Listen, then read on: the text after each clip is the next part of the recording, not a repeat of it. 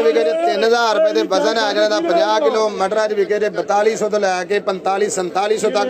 वजन 22 किलो तो लैके 26 किलो तक। लो टमाटर माशाल्लाह विके 3000 रुपए के वजन इन्हों का अज 16 तो 17 किलो।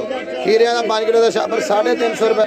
आरफ वाले की गोभी विकन डई तकरीबन 600 रुपए की। वजन 22 किलो। फुल गोभी का 5 किलो का छापर 150 रुपए का। लो प्याज का विकया जी 3500 तो लैके 3800 रुपए तक। वजन है अज 45 46 किलो। प्याज अगे नालों मंदा हो गया जी। वीडियो सारे दोस्त शेयर जरूर करया करो। शेयरिंग के नाल ये कि सारे दोस्तों को वीडियो चली जाती है। वीडियो जरूर शेयर करया करो। लो सरगोदे वाले आलू विके जे 4000 रुपए के। वजन इन्हों का अज तकरीबन 55 किलो वजन है। अज वजन वड्डा जे। अदरक भी अगे नालों सस्ता हो गया जी। विकन अज 5500 रुपए का। वजन है अज 20 तो 22 किलो अदरक का। देसी थोम जो मार्केट काफ़ी ज्यादा है। पोजीशन उसकी लो है। वजन यदा अज तकरीबन 18 तो 20 किलो।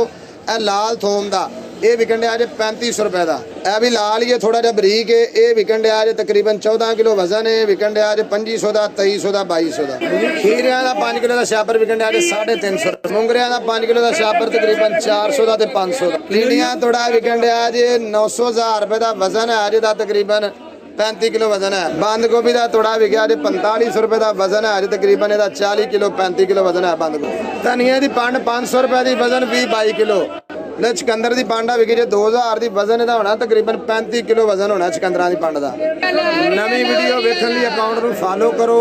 दोस्तों के अगे शेयर लाजमी कराया करो क्योंकि शेयरिंग के नाल सारे दोस्तों को वीडियो चली जाती है।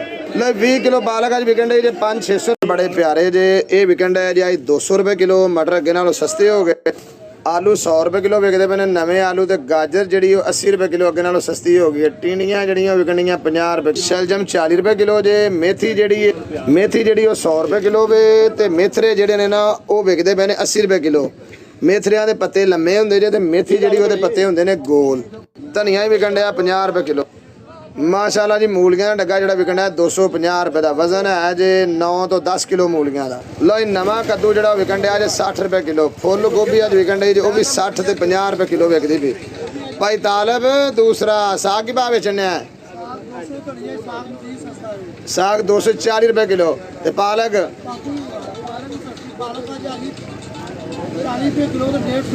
पालक 40 रुपए। बाथू मार्केट ज्यादा है जो विकन है 120 रुपए किलो। 150 रुपए। खीरे विकन है 100 रुपए किलो। 90 रुपए। मुंगरे विकन है 120 रुपए किलो। मुंगरे हरिया मिर्चा सस्तियां विकन डई 80 रुपए किलो। टमाटर जेडे ने वो विकन डे ने 150 रुपए किलो। टमाटर जेडे वीडियो सारे दोस्त शेयर जरूर करया करो क्योंकि शेयरिंग के नाल ये कि सारे दोस्तों को वीडियो चली जाती है।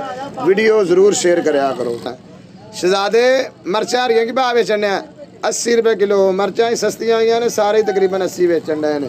दुआवां याद रखो। वीडियो शेयर सारे दोस्त करो।